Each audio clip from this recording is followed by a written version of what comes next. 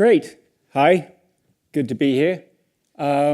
First of all, I'm here to take responsibility for a lot of things, but thankfully, I don't have to take responsibility for the title.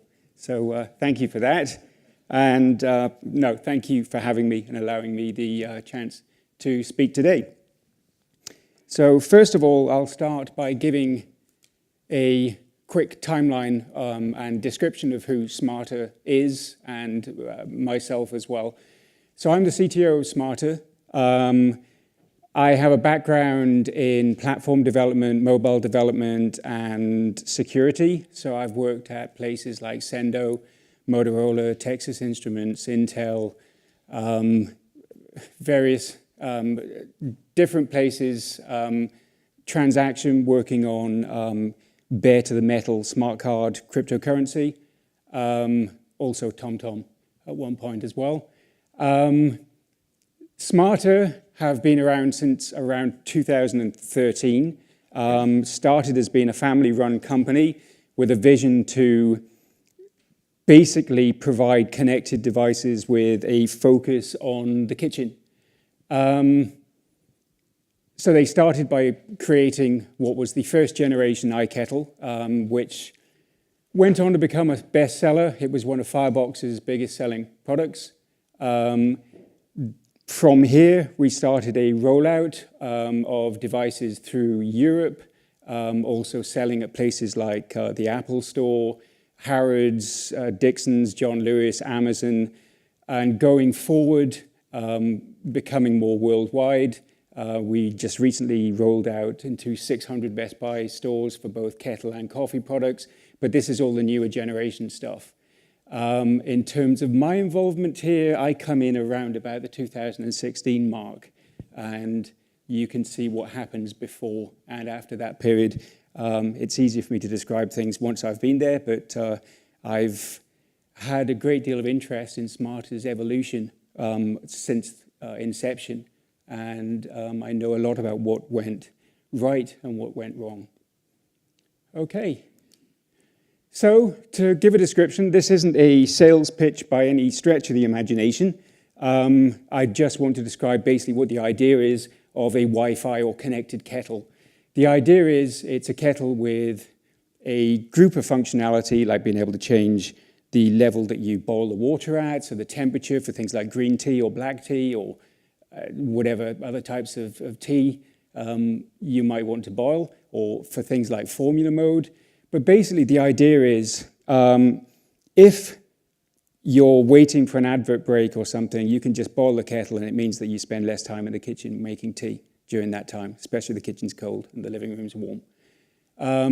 You can tie it with different levels of functionality, like you have home mode so that it can start to boil when you come home.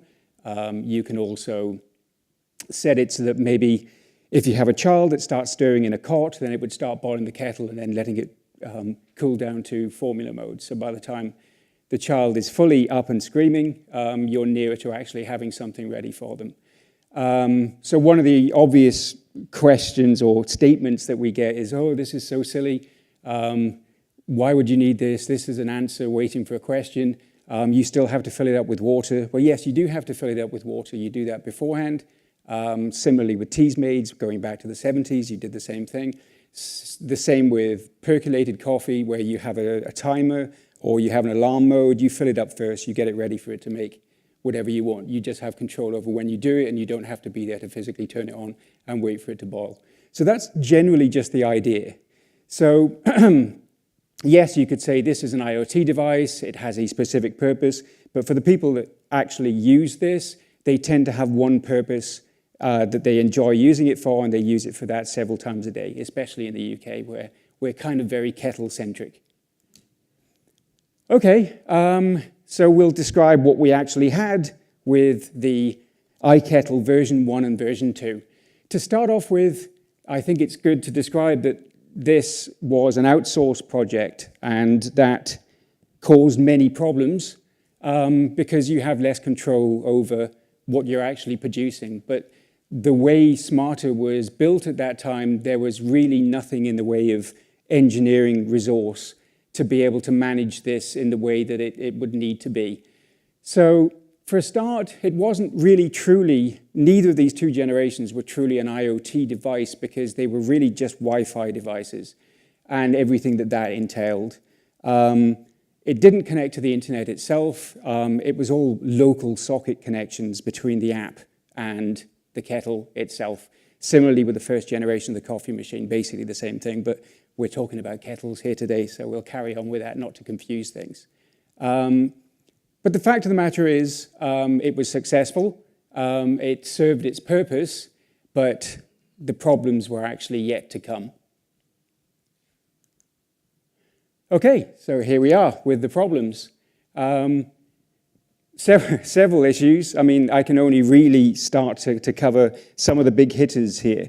But clearly it wasn't secure enough, especially if you consider things nowadays. We're talking around about 2013. Round about that time, you have various other kind of IoT-like devices, like cameras that you could easily buy from eBay. You could wire up, you could control via an app to get a live feed and that kind of thing.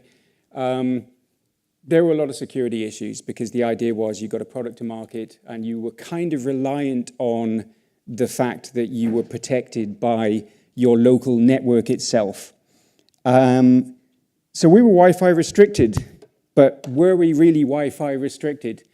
One of the biggest problems that was found with the kettle originally was that if you actually brought it near to a Wi-Fi network with the same name, you could actually get it to just pop off the network you were on and join what was essentially a unprotected network.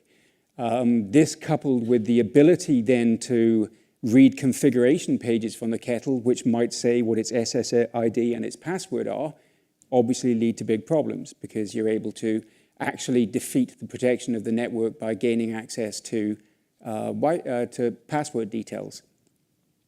So the other problem we have as well with the fact that this is based on being reliant on network security is, well, what kind of network security do people actually have? Around about 2013, and even to this day, I know people that still use WEP because their Nintendo DSs don't support anything else. So they're actually even changing their default WPA2 wireless credentials and lowering down to WEP just in order to be able to allow older devices to connect.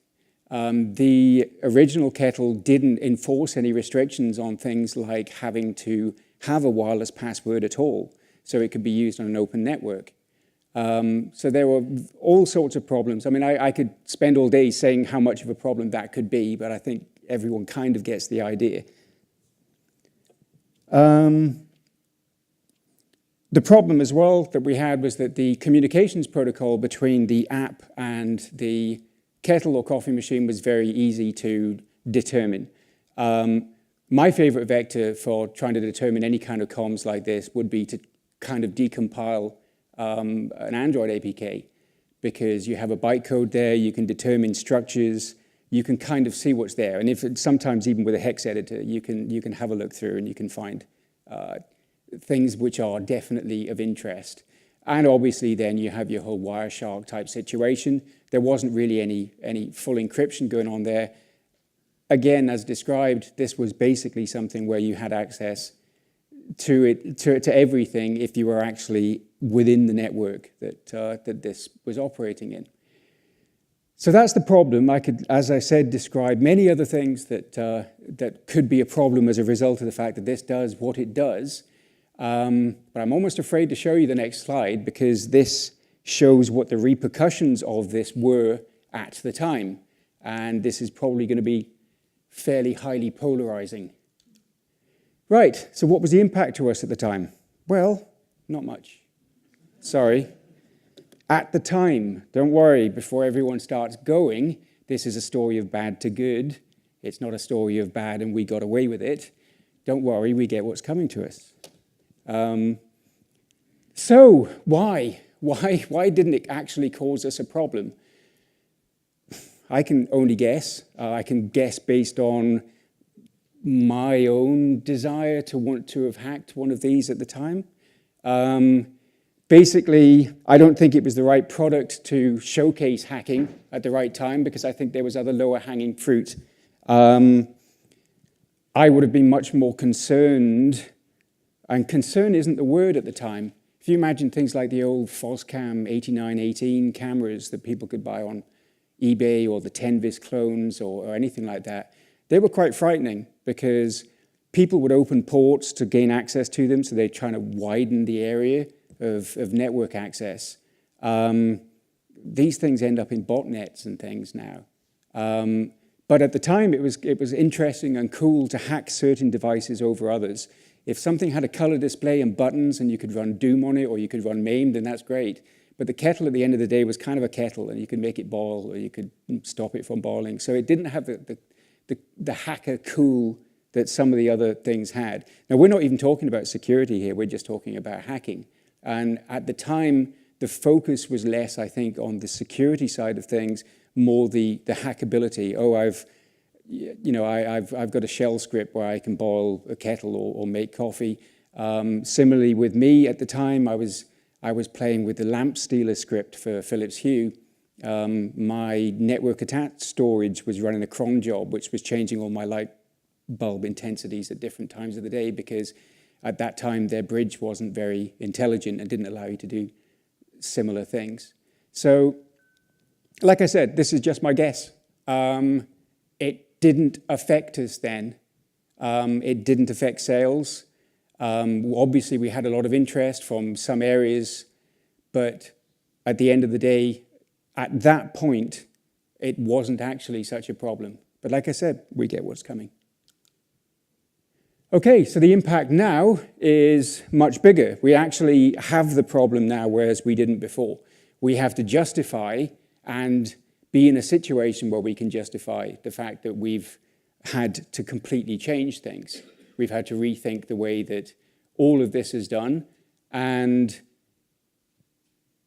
no one can really get away with this anymore. And if anyone tried, then they really do get what's coming to them.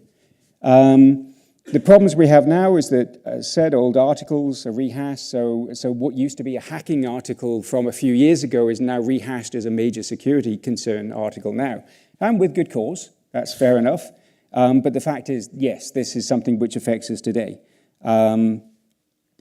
We get customer queries about issues which are related to earlier products. So we're thankfully in a situation where we can allay fears and say, well, actually, we've completely changed all of this stuff, and I'll go into that a little bit later. There are compromised Wi-Fi networks still around. There are people that have Wi-Fi networks open and don't realize it. Again, you have WEP networks that have been cracked. People, and I see this, have routers where they have tens of devices they don't recognize on their network when they've only got a few wireless devices. Pretty frightening stuff. Unconfigured devices are still being seen in the wild. So we used to operate a mechanism similar to things like Amazon Echo, where basically the device advertises an SSID and you connect to it and then you configure it and so on. We've moved on from then, and we'll describe that in a little bit. Now, this is an interesting one, second-hand market stuff. So aftermarket sales of devices. This is something that I know wasn't thought about at the time. The idea that maybe a device isn't completely cleared down and there are still pieces of information pertinent to the original owner there. Maybe their SSID and password, maybe it can be retrieved. Maybe there's some other kind of personally identifiable information there that can be used. But again, something that needs to be addressed and not really thought about at the time, because even with the best will in the world, a lot of organizations think about the life cycle of their product ending with that user purchasing the product and using it until the end of its lifetime. But that's not the way that these things go.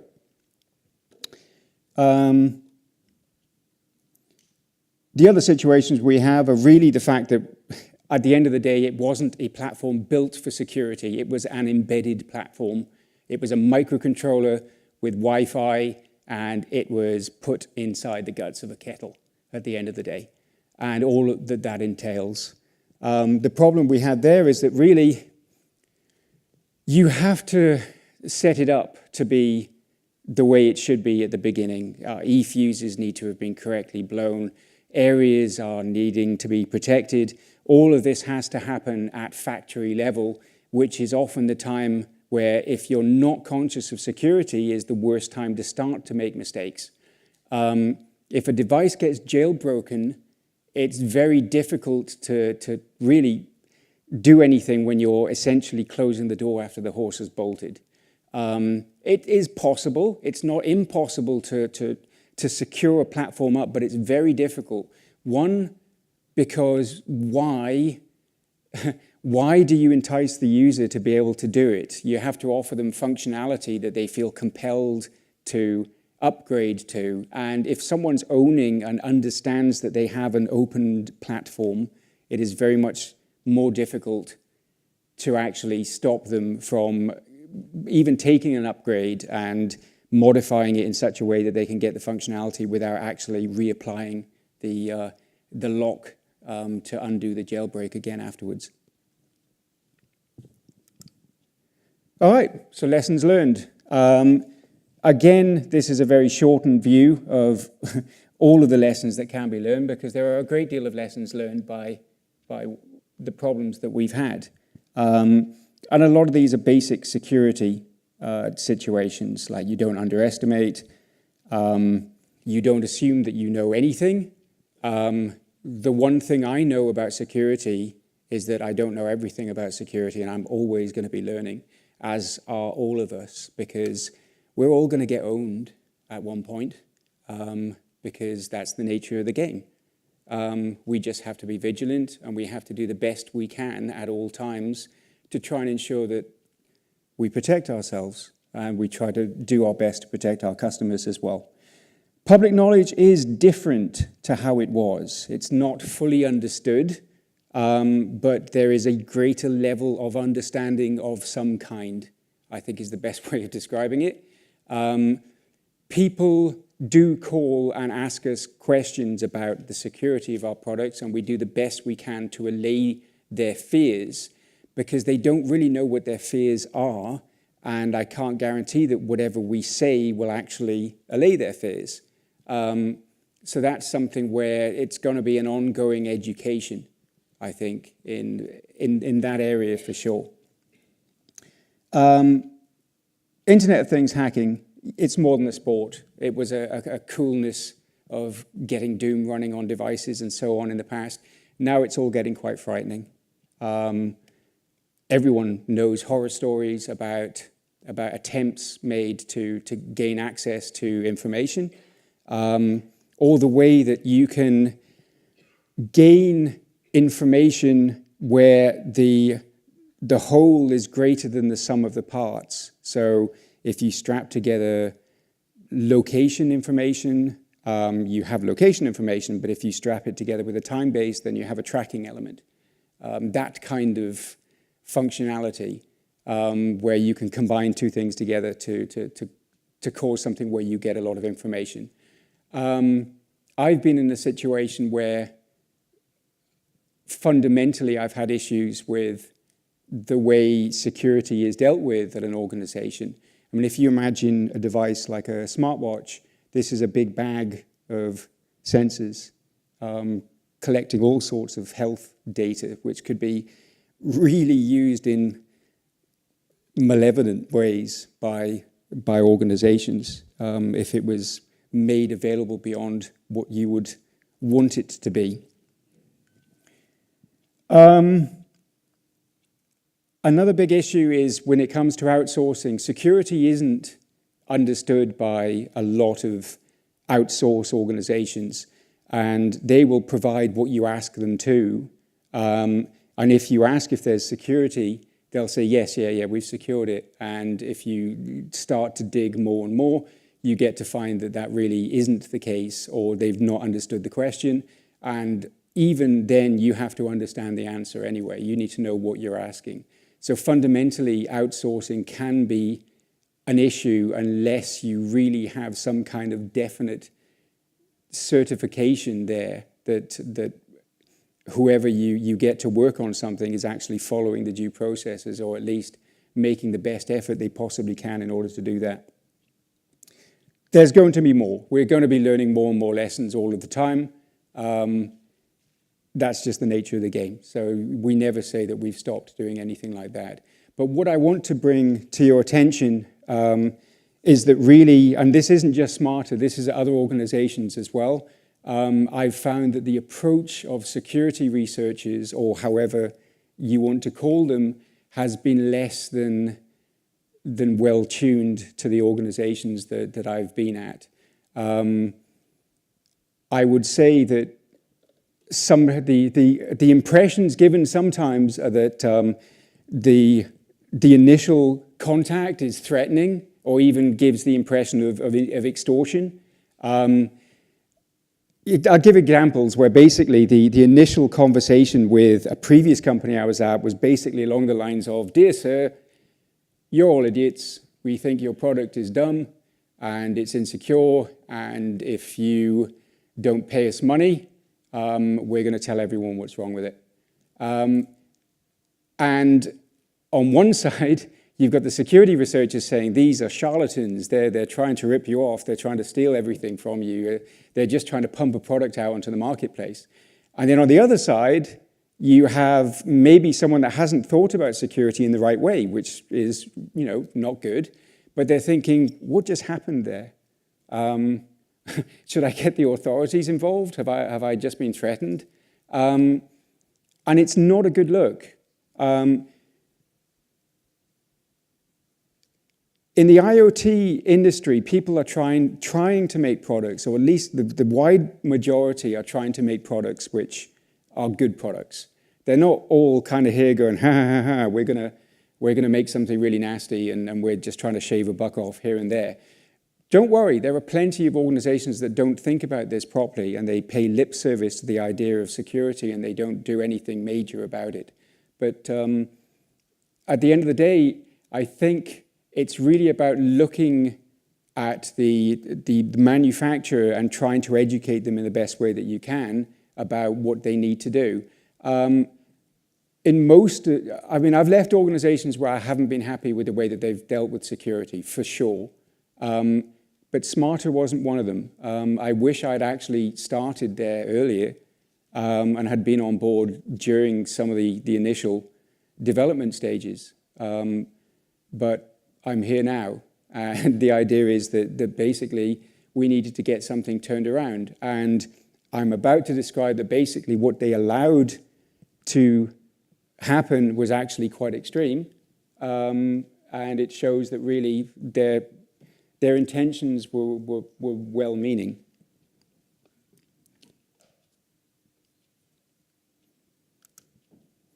Okay, so this is what we have with our next generation of products. Basically, the idea was we started from scratch with everything. We ditched the whole lot in terms of what we previously did. So instead of outsourcing, we built a team up from scratch. So that's everyone, from security people to test, apps, computer vision, EE, all that good stuff. So now we have a dedicated internal team of people that understand what actually needs to be done. Ground-up rewrite of absolutely everything. So every line of code has been rewritten from the ground up. So that's 2.5 products worth of redevelopment started from the beginning, just to make sure that it was done right. That's no small feat to get sign-off on that kind of thing. Everyone wants to reiterate, well, we just tore it all down and built it back up again. We next needed a sentient platform for our product range, and we have that. I'll describe that very soon, very briefly. This time it is actually a proper IoT product. And the reason I mentioned then some of the other functionalities like the home automation stuff is that basically having functionality like IFT, Alexa, Google Home basically means that we need server-side code as well to deal with all of this, and that we have something which is connected and live and online. obviously now can be connected without people trying to hack wide area functionality into our early stuff, which was another reason that we had problems by trying to open ports on routers and trying to extend the functionality of the apps to work over the internet. This is a proper internet-based product. So this is what we have now, and we needed a platform that actually gave us the security that we needed. So this is what we have now. This is the design philosophy we have for our current range of products. So we have all the usual comments about what we need to do and how we treat things. Security is king. It's what we think about at the beginning, and it's the mantra that we work to. Everything is based on what is the potential security impact, and we're always trying to look for what could be the nearest to a vector for attack and how we can work around that. But most importantly, we don't want to reinvent the wheel, because it's difficult enough without having to just try and redo it all ourselves. So we looked into the marketplace to see what was actually going to be the best all-round solution for us. And by far, that for us was the Electric Imp platform. And I don't really have to say anything else here. I mean, I could just say, because Hugo is why. This is an extremely dedicated team of people where I can get answers to questions very, very quickly. We're a very tight partnership, and they've helped us out a great deal over the last few years. And it's been a pleasure working with them.